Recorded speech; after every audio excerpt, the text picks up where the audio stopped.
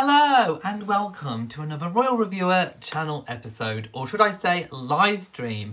We are back in full force doing live streams. So I've got two main topics of conversation today, and that is the Duchess of Cambridge. She today made an inspirational assembly, or rather she gave an inspirational assembly to school children, which you can now view on the internet. So once this video has gone live, I will link to where you can watch that. The assembly lasts for roughly about 12 minutes. I've made some notes, so we will be talking about what happened in that, and I will give my full opinion and review on that.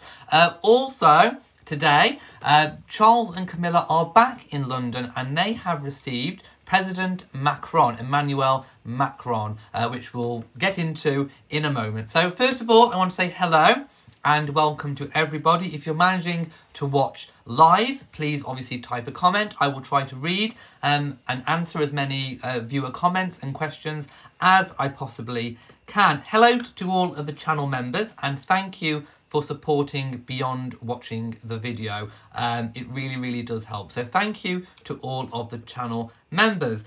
Right, I'm going to go straight into the Duchess of Cambridge's assembly. Now, she was joined by children from Waterloo Primary Academy in Blackpool, and the assembly's theme was kindness. Now, obviously, this was all done remotely via video link. So we had two sections to it. The one part of the assembly was pre-recorded. Now, we do believe that it was pre-recorded in William and Catherine's Anmer Hall country residence in Norfolk on the Queen's Sandringham estate.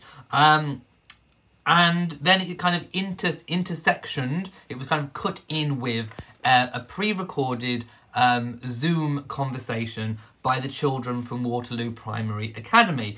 Of course, Catherine looked absolutely immaculate. And, by the way, I want to make a comment on her curtains at Anmer Hall, because she sat in the window. It seems to be like a window seat, and she's got these really simple curtains with this kind of detail. What can I call it? A bit like a shell detail, like that on the curtain. I love it. I thought the curtains were lovely. I just thought I would make a point of mentioning Catherine's curtains. I do love a well-hung curtain. Anyway, there was also a sign language translator that was superimposed in the corner of the video. So I thought that was really nice, because it made the whole video message assembly accessible rather to everybody. So even if you know, you had a particular issue, you could at least watch the signs and you could hear what was going on, which I thought in itself was an act of kindness, sticking to the theme. So Catherine spoke about small acts of kindness. She spoke about how you can be helping others, and also how important it is to remember to be kind to ourselves. And of course, she asked the children, you know, what they had done to be kind to themselves, how they had helped others, you know, to give examples of small acts of kindness, and also all of these things mattered to affect your own mental well-being. And it's also important, of course, to not neglect yourself. Then it intercut into the Zoom call with the Waterloo Primary Academy children of Blackpool, and they showed photographs and gave examples of how they were sharing and caring, and how they were tidying up and doing things for other people. And those are examples of what the children gave, which was really sweet. It was a lovely moment. I would like to say also that Catherine, I think, had she not married Prince William, and you know, if she'd have been looking for a career to get into, I actually think she would have been a really lovely primary school teacher. She has a really natural way with the children. And I know that from working in schools myself, and also having experience of working with children of that age range way back in my past, in my teaching career, before obviously I became a YouTuber, I know that she was asking the right sorts of questions in the right kind of way. She was pitching the questions so that the children could understand. And as a result of that, she got the answers that she wanted from them. She had a natural way with children, and I can see why, you know, all the work that she's been doing behind the scenes on the early years really does show and really is paying off when she does this sort of work or this sort of endeavour. I think she would have made a primary school teacher, no doubt about it. I think she would have been a really exceptional primary school teacher. Of course, she has experience with her own children and she's been doing lots of homeschooling. But yeah, no, I just thought I'd point out that I did think, from a professional point of view, that her way of wording the questions, of communicating, was absolutely spot on for that age group. She also asked the children questions like, what do you do to feel good about yourself? Which, of course, the children answered. One of them answered that they like to make things for others. So again, you know, she spoke and she linked it into, obviously, you know, helping, you know, people in the community and how that makes you feel good.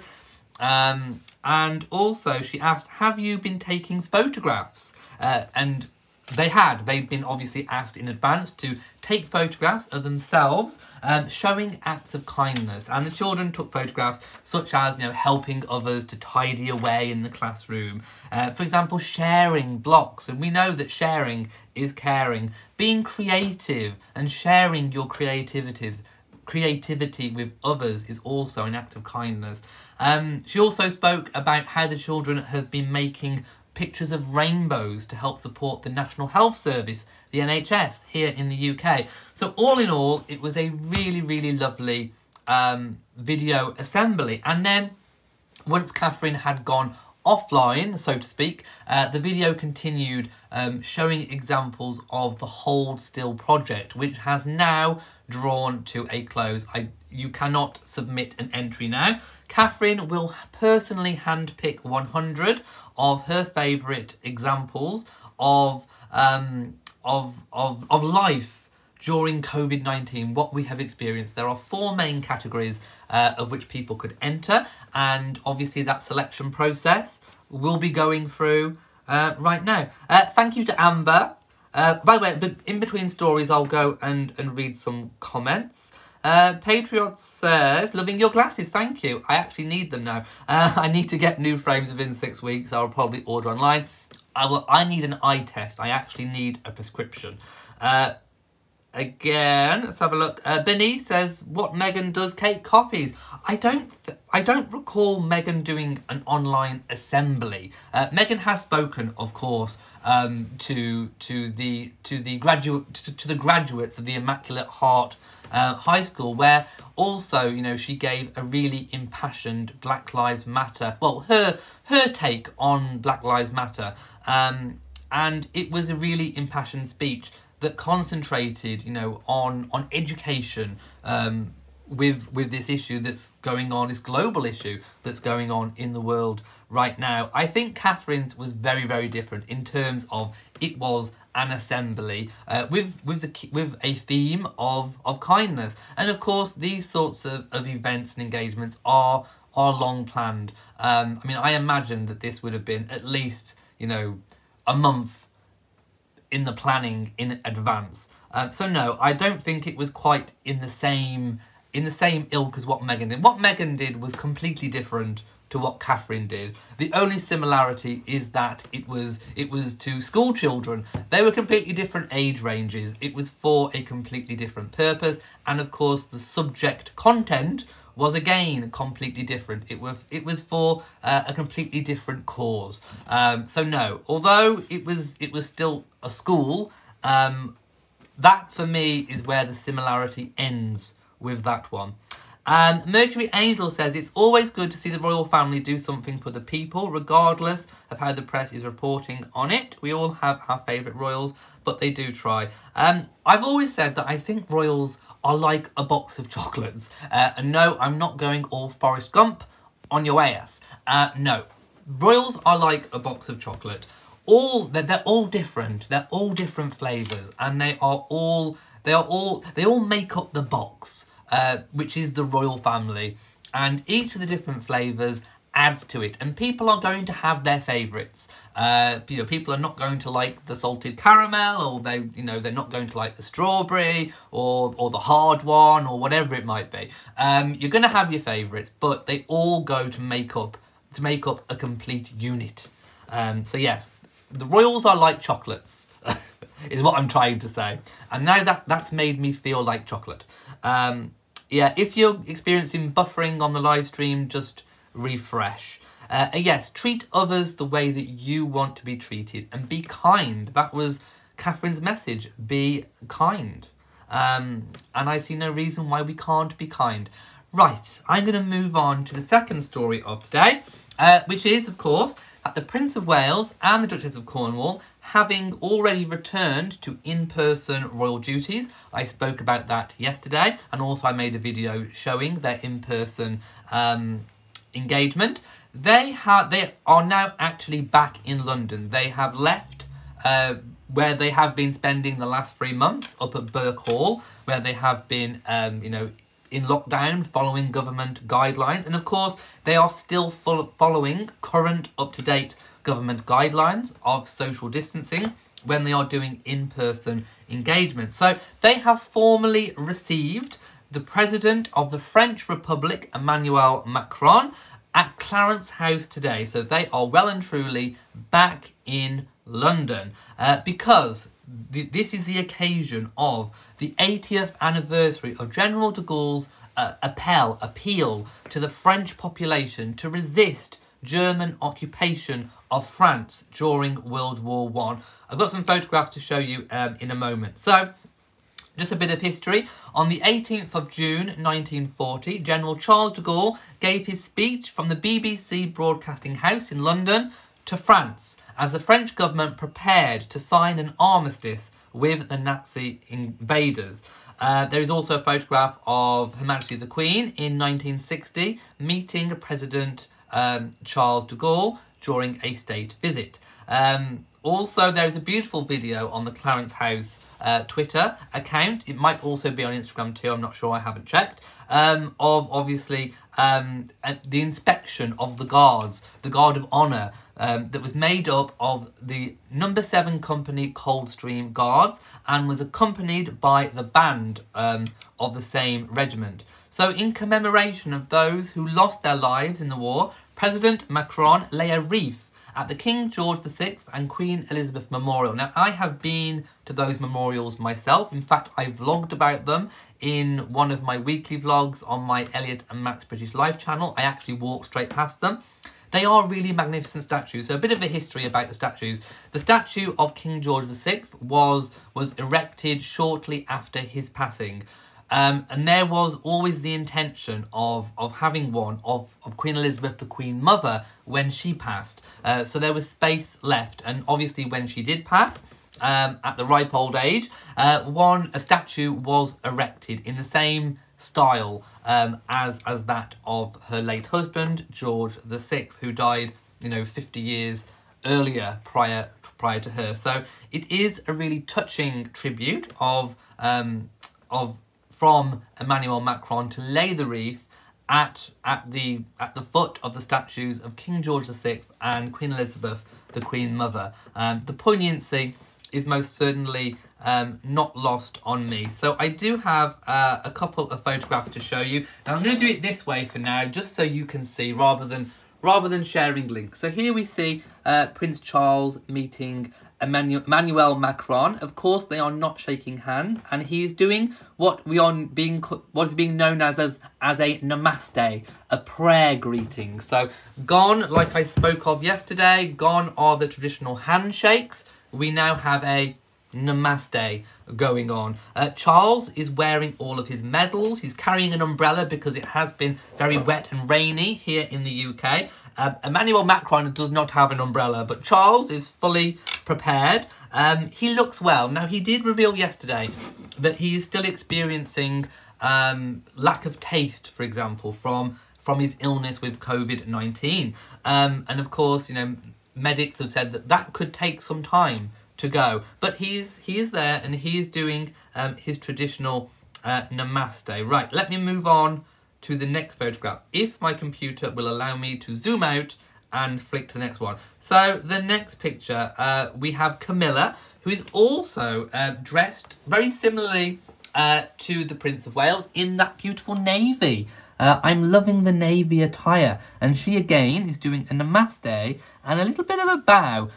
She is wearing beautiful black and cream shoes, and she's wearing a beautiful, I think it's a 3-strand of pearl necklace. Again, she's looking remarkably well. She revealed at the previous engagement, in-person engagement, that she has met her grandchildren, although she has not hugged them. Although, you know, I'm sure she cannot wait to actually physically hug her grandchildren. We also have a photograph of the inspection of the guard. Now, by this point, Emmanuel Macron does seem to have attained an umbrella. So there we go. We see all those guards lined up. Now, if I look at the guards, it doesn't appear that they are socially distanced, which is something I've just noticed. Maybe they are. Maybe it's the angle. I'm not entirely sure. But there we go. That is the photograph. That is what happened. Let's move on to the next photograph that I said I was going to show you. So this is of the Queen meeting Charles de Gaulle in 1960. So there we have it.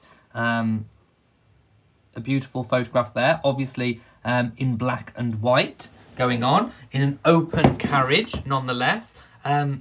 Wouldn't you like to have an open carriage ride down the Mall? I would. I really, really would. That would be rather incredible. Now, I'm going to play the Coldstream Guards. Now, this is the band. So this is what Coldstream Guards. Ooh, hang on. Now, this is the band.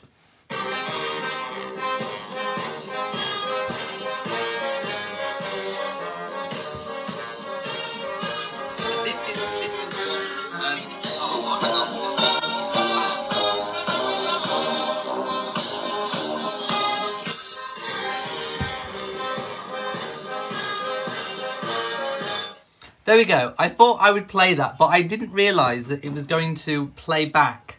Anyway, I hope you got a taste of it. If you head on over to the Clarence House website, you will be able to watch that in full. I do love the regimental music. There's always something about regimental music that is just really, really special. Right, I'm going to go now to the comments and see exactly what people are saying. Francis says, why does he do such a greeting? Because we are it's no longer advised to be shaking people's hands in public. So a namaste, I mean, I suppose your question might be, why that one? Well, I don't think the Prince of Wales is likely to be doing an arm bump or a foot kick, or even a fake bump. So I think a namaste is probably really appropriate for Prince Charles, and I think if ever I'm in a situation where, you have to greet someone, I think I might probably do the same kind of thing. Mercury says, oh my God, the music. How can we not love what Elliot says and does? Well, I'm doing a little bit of dancing as well. So if you want to see it in full, obviously go to Clarence House and you'll be able to see. Melody says, the cornerstone of Heads Together is kindness. Yes. And yes, it was predated by Meghan's entrance into the royal family. Let's not forget that the Royal Foundation in its earlier form included Prince Harry, and they did amazing work as what was affectionately known as the Royal Trio before Meghan joined. Mercury Angel says, I miss seeing the royal family interacting with the public, hoping that we see some of them soon. Sure wish the royal wedding of Beatrice will be the next big event. That will be next year, I am sure. I am hoping for Beatrice's sake that nothing will push it back beyond next year. I mean, my goodness, can you imagine? That poor girl. The poor girl. Oh, my goodness. Don't. Seriously. Stan says, I miss seeing Charles and Camilla. Well, you need not miss them anymore. They are back in action. And Princess Anne. And Prince William. And I'm sure we'll see Catherine at some point soon too. Patriot says, you who has been a teacher, I'm 42 and left-handed. Yeah, just a little bit of interesting information. When I was young, I actually went for my pen. I used to go for things with my left hand, and back then, they had a habit of correcting people. So I'm kind of a little bit ambidextrous as a result. So my handwriting isn't the best because although I write with my right hand, it's not my natural hand to have learnt to write with. So my handwriting isn't the best, so I sympathise with you fully. But no, so the result is that I'm slightly ambidextrous. I kind of go for things with, or I don't really have a leading hand, let's put it that way. Bit of personal information there. Stan says, I can see you doing the Namaste. Well, you haven't got to even get close to anybody, and there's none of this faffing around going on. Right. Elaine says, would you another lockdown, so Beatrice's wedding will definitely be 2021. Yeah, I definitely don't think it will be any time this year. Forget it. I think possibly next year. I mean, a good time to pitch it would probably be the autumn of next year. If I was going to have to, you know, stake money on it, I would probably say that they might aim for the autumn of next year, just to make sure that things have quietened down a little bit. But yeah, to play it safe, I'd probably pitch for the autumn of next year. However, that said, if things improve, maybe we could see a spring or a summer wedding, maybe. Right, okay, I'm going to go now. Those were my stories. Oh, there's one more. There is one more. The sad news that Dame Vera Lynn, who reached the ripe old age of 103, passed away today. My goodness. She's a lady, if you don't know, who back in wartime inspired a generation, kept a generation going by singing We'll Meet Again. You know the one, we'll meet again, don't know when, don't know how. You remember the one. I'm not Dame Vera Lynn, but she sadly passed away today, and she was surrounded by her family. Apparently, you know, we don't think there was any, you know, particular reason. We think it was just old age of how she passed, but she has sadly left us. So I want to say, want to give my deepest condolences to Dame Vera's family and friends at this sad time. But just think of how many people that she has inspired over the years with that song and other work as well. But most notably, she will be remembered for the We'll Meet Again song. Of course, the Queen quoted We'll Meet Again when she gave her COVID-19 address to the nation. So yes, a really, really sad passing of Dame Vera Lynn. But, you know, her memory and her legacy will most definitely live on. In fact, I'm sure her epitaph will be, we'll meet again. And it's true, we will all meet again. And on that note, I'm going to leave it for today. So if you have enjoyed this video, please give it a big old thumbs up. Don't forget to share on social media, and also hit the bell so that you know whenever I upload a new video. Also, please do remember to subscribe to the channel, and thank you again so much to all the people who have become a channel member and additionally who support me on Patreon. There will be a patrons only chat tonight at the usual time of 7 PM GMT. That is for patrons. That is of course different and separate to channel members. So thank you again so much for supporting. From me in Shropshire, mwah to you all, and goodbye.